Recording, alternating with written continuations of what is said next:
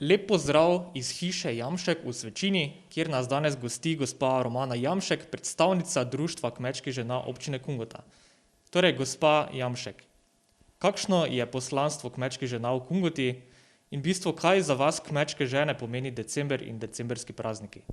Kmečke žene smo se pričeli družiti v okviru Društva kmečkih žena občine Kungota z željo, da se pravzaprav družimo, da prenašamo znanja, ideje med sabo, med člani in tudi širše, da da ohranjamo znanja, ki smo jih prejeli od naših prednikov, da jih prenašamo običaje in pripravo različnih jedi, okraskov, skratka vse, kar je potrebno za lepoto in dobrobit doma in družine in tudi širše skupnosti, da to prenašamo iz roda v rod in pa pravzaprav trudimo se nekako utrditi in najti primeren položaj kmečke žene v družbi.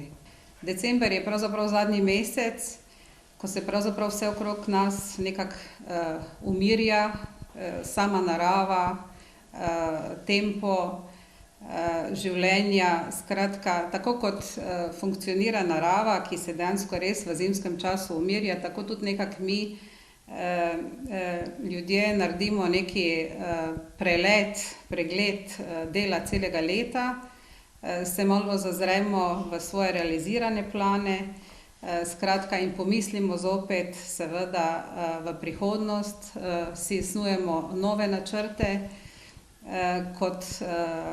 pravzaprav kot kmečka žena, kot mati, kot partnerica, pa pravzaprav vidim december tudi kot neko posebno poslanstvo, saj v tem mesecu se pravzaprav posvetimo domu. Dobro, vidimo, da ste za nas pripravili nekaj tradicionalnih jedi, ki jih imate tukaj na mizi. Nas lahko mogoče popeljete skozi te jedi, malo predstavite, kaj pomenijo oziroma kaj predstavljajo? Danes vam še ne morem pričarati tega čudovitega večera, ki dejansko res ima posebno noto, poseben čar. Za božični čas je vsekakor se pripravlja veliko, bom rekla, krušnih peciv, seveda brez potice, mislim, da pravzaprav slovenskega doma in praznikov si brez potice ne znamo predstavljati.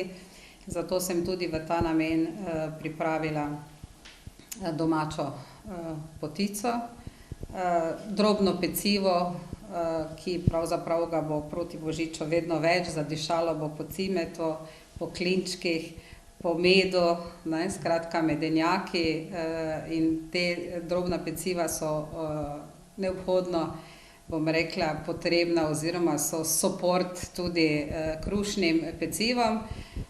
Za danes sem pa pravzaprav pripravila tudi božični, lahko bi se reklo božični venček ali venček malo drugače. Skratka, ta je iz buč in bučnih semen, bučnega olja in se mi zdi, da je pravzaprav tudi to lahko ena taka pravzaprav krasno darilo ali za praznike ali za osebni praznik.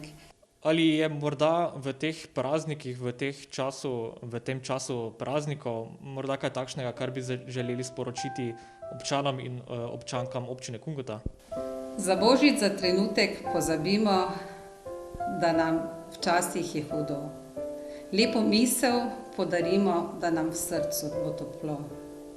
Naj nas smeh in topel pogled božično darilo bo, saj stvari, ki jih ne kupiš, včasih prav najlepše so. Želim vam čudovitih misli, uslišanih želja, sreče in mirnega duha, ter predvsem zdravja na pretek. Vesel božič in prijetno novo leto 2021.